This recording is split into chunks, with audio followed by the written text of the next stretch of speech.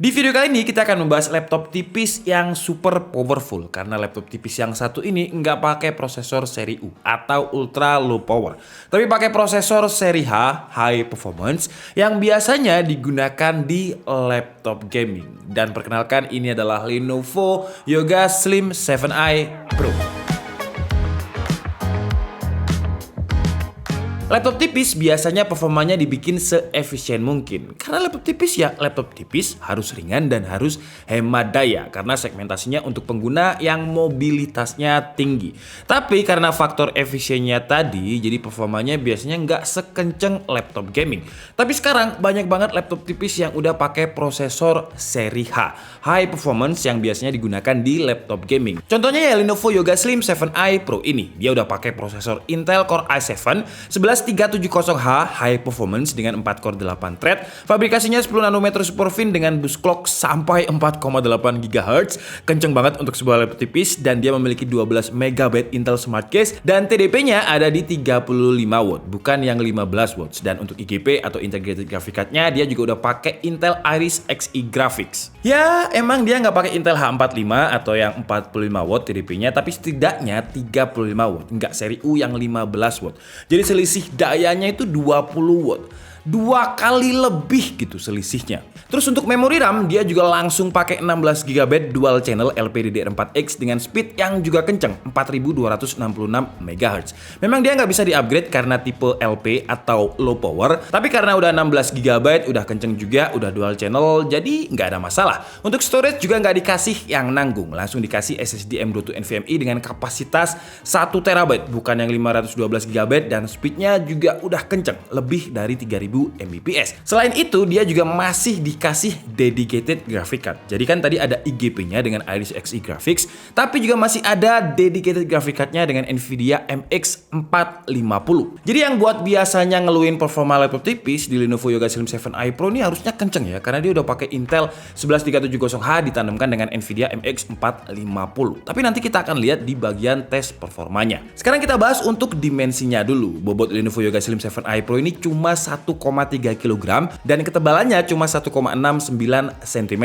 Dan Lenovo Yoga Slim 7i Pro ini menjadi laptop paling tipis dengan prosesor seri H yang pernah saya review. Menarik ya, apakah dengan casingnya yang tipis dan bobotnya yang ringan ini airflow-nya bisa optimal dengan prosesor seri H-nya? Nanti juga akan kita lihat di bagian tes performa. Kalau soal desainnya ya masih Lenovo banget lah. Cuma di seri Lenovo Yoga Slim 7i Pro ini secara build quality lebih kerasa solid. Karena memang Yoga itu kelasnya udah seri premiumnya Lenovo. Jadi di bagian punggung laptopnya udah pakai cover aluminium. Di bagian bawah juga udah pakai aluminium. Untuk engselnya juga udah bisa dibuka dengan satu tangan. Dan juga bisa dibuka sampai 180 degree lay. Jadi buat presentasi bisa lebih nyaman. Cuman yang perlu diingat, ini namanya adalah Lenovo Yoga Slim 7i. Jadi kalau ada kata slimnya di situ, berarti dia nggak convertible 2-in-1. Yang convertible itu adalah Lenovo Yoga 7 tanpa kata slim ya. Jadi yang slim ini jangan diputar 360 derajat karena nanti patah engselnya. Terus kalau masalah keyboard, saya nggak pernah komplain sih ya. Keyboardnya Lenovo itu menurut saya udah nyaman banget dari dulu. Walaupun memang desain layoutnya sama semua, baik di seri IdeaPad atau Yoganya. Tapi ya karena memang feel-nya nyaman, oke lah desainnya sama, tapi saya pribadi nggak ada masalah. Keyboardnya juga udah backlit dengan 3 tingkat adjustment brightness, tombol power juga udah memisah. Terus juga ada tombol shortcut untuk performance mode dengan cara tekan tombol Fn plus Q. Mirip banget seperti Legion. Jadi kalau misalkan kita mau ganti profile, tinggal tekan aja Fn plus Q tanpa masuk ke Lenovo Vintage-nya. Untuk touchpad dia juga udah nyaman, travel distance-nya pas dengan dimensi yang juga lebar buat browsing tanpa menggunakan mouse, nggak ada masalah. Saya pribadi kalau untuk input device seperti keyboard dan juga touchpad nggak ada komplain lah. Soal layar, apalagi ya, malah nggak ada komplain untuk layarnya ini. Frame-nya udah tipis di keempat sisinya. Frame atas ada kayak semacam notch atau jambul karena dia memiliki webcam yang juga sudah support dengan IR kamera yang bisa kita gunakan untuk login ke Windows Hello dengan mudah tanpa password. Dan ada TOF sensor juga untuk fitur AI dengan software Glance by Mirametrix, dimana kalau kita koneksikan dengan dual display dia bisa jadi fitur security yang udah pernah kita praktekkan di video sebelumnya. Layarnya ini juga udah enak banget buat produktivitas, resolusi resolusinya 2,8K atau bisa dibilang 2K plus lah ya, dengan ada di resolusi 2880 kali 1800. Kenapa bisa sampai 2,8K resolusinya? Karena untuk aspek rasionya dia ada di 16:10. Aspek rasio yang memang lagi ngetren banget untuk produktivitas. Selain resolusinya yang udah tinggi, color gamutnya juga udah luas. Lenovo klaim dia udah 100% sRGB.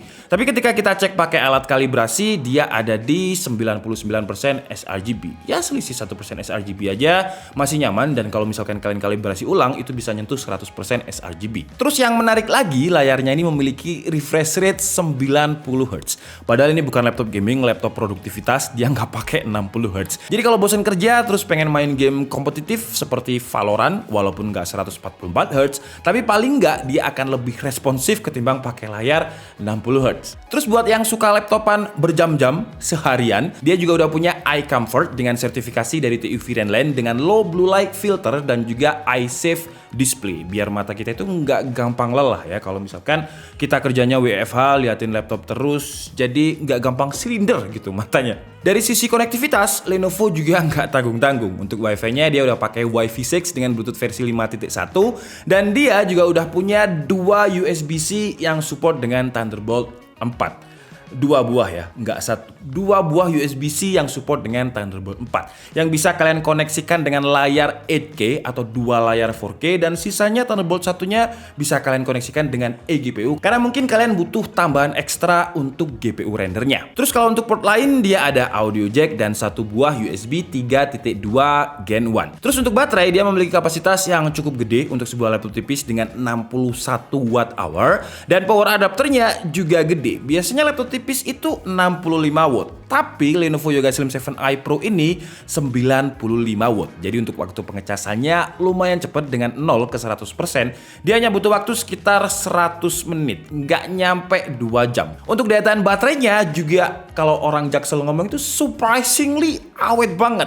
Kenapa surprisingly? Karena dia pakai prosesor seri H loh ya, bukan seri U. Tapi baterainya awet. Dengan video playback 1080p, brightness-nya ada di 40%, berarti sekitar 150-an nits, volumenya ada di 20%. Dengan Wi-Fi-nya off dan di mode Lenovo Vintage-nya ada di balance, dia bisa tahan sekitar 12 jam 45 menit. Wah, gila ya, ini sih awet banget untuk sebuah laptop yang pakai prosesor seri H. Terus ketika kemarin saya gunakan untuk research dan Wi-Fi-nya on tentunya, dari 100% dalam waktu 6 jam, dia masih sisa sekitar 40%. Jadi buat yang lupa ngecas atau lagi perjalanan jauh nggak ada colokan, ini masih bisa diandalkan walaupun dia pakai prosesor seri H 35 watt. Tapi pertanyaannya, kenapa laptop yang pakai seri H dan tipis seperti ini baterainya bisa awet? Karena nggak seperti laptop tipis lain, Lenovo Yoga Slim 7i Pro ini pakai dual fan dengan dual heat pipe dan beberapa thermal block juga yang secara tampilan udah mirip banget dengan coolingnya laptop gaming. Dengan cooling yang tampilannya se-ekstrim ini, panasnya bisa teredam dengan baik. Musuh utama baterai itu adalah temperatur. Karena kalau misalkan udah panas, overheat, baterainya bisa terkuras lebih cepat. Tapi apakah coolingnya ini bisa menaklukkan Intel 11370H 35 watt dan juga Nvidia MX 450-nya yang 28 watt? Langsung aja kita tes performanya. Pertama, seperti biasa kita tes di Sensebench R15 loop sebanyak 10 kali, dan untuk performa terkencangnya itu ada di skor 986, dan untuk single core-nya ada di 189. Kalau untuk skor terendahnya ada di running ke-10 dengan skornya itu 870.